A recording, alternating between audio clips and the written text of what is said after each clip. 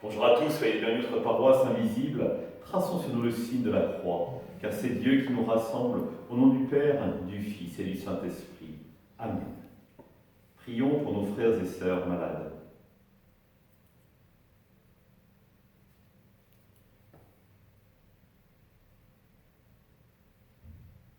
Prions pour les soignants et tous ceux qui œuvrent pour le bien commun.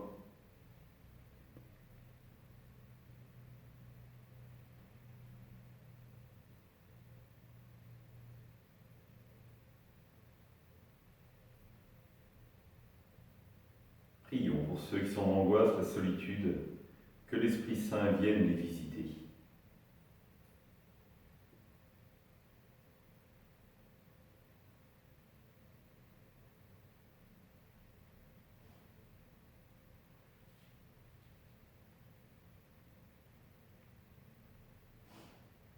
Pour manifester notre communion, je vais maintenant allumer cette bougie au cierge pascal.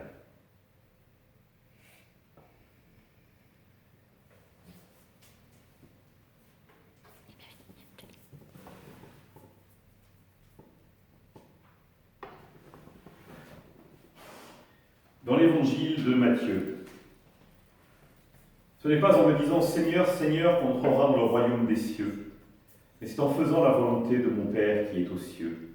Ainsi, celui qui entend les paroles que je dis là et le met en pratique est comparable à un homme prévoyant qui a construit sa maison sur le roc.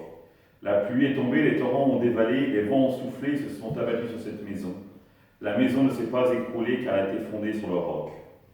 Et celui qui entend de moi ces paroles sans les mettre en pratique est comparable à un homme insensé qui a construit sa maison sur le sable. La pluie est tombée, les torrents ont dévalé, les vents ont soufflé. Ils sont venus battre cette maison. La maison s'est écroulée et son écroulement a été complet. Acclamons la parole de Dieu. Louange à toi, Seigneur Jésus.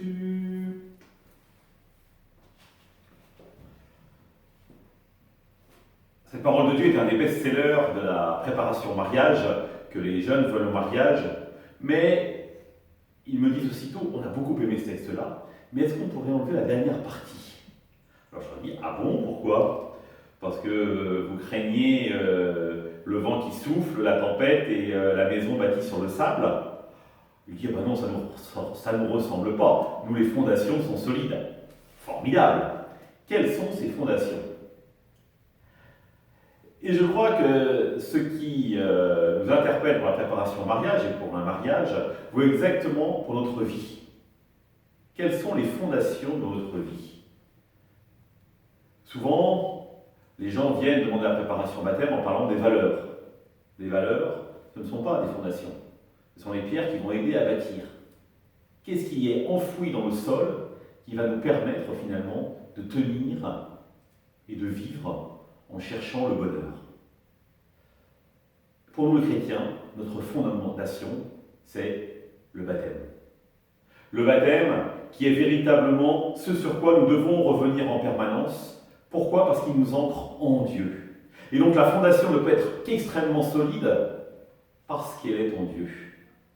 En revanche, si nous comptons sur nos propres forces pour avancer, et bien immédiatement, si la tempête souffle vraiment très fort, nous pouvons être emportés. Nous avons déjà peut-être fait cette expérience, dans la détresse, nous rattacher vraiment au Christ, au seul qui est capable de tenir debout au cœur de la tempête, et nous agripper à lui, et dire finalement comme les apôtres dans la tempête, au milieu de la tempête sur le lac de Tibériade, viens à notre secours. Oui, dans cette histoire de tempête, seul le Christ, véritablement, peut nous ancrer à lui et nous permettre d'avancer. Et qu'est-ce qu'il nous demande finalement? Pas uniquement lui dire que ta volonté soit faite. Que ta volonté soit faite en moi. C'est-à-dire que je sois capable de t'accueillir en permanence pour pouvoir que tu viennes restaurer en moi ma dignité d'enfant de Dieu et surtout m'accrocher à toi, parce qu'en m'accrochant à toi, je suis sûr que tu m'emmèneras à Dieu, au Père, qui m'aime et qui veut mon bonheur. Alors oui, ne craignons pas la tempête, Restons solidement accrochés au Christ. Ensemble, nous prions. Notre Père, qui es aux cieux, que ton nom soit sanctifié, que ton règne vienne, que ta volonté soit faite sur la terre comme au ciel. Donne-nous aujourd'hui notre pain de ce jour. Pardonne-nous nos offenses, comme nous pardonnons aussi à ceux qui nous ont offensés. Et ne nous laisse pas entrer en tentation, mais délivre-nous du mal. Amen. Que le Seigneur nous bénisse, nous accompagne pour la journée et nous garde dans la paix. Au nom du Père, du Fils et du Saint-Esprit. Amen. Donc frères et sœurs, les nouvelles jauges sont en train de tomber. Nous allons travailler avec l'EAP pour pouvoir voir comment on va fonctionner. Ce sera certainement par inscription. Et on peut penser que les inscriptions commenceront à partir de jeudi après-midi ou vendredi matin. Nous vous tiendrons au courant. À bientôt!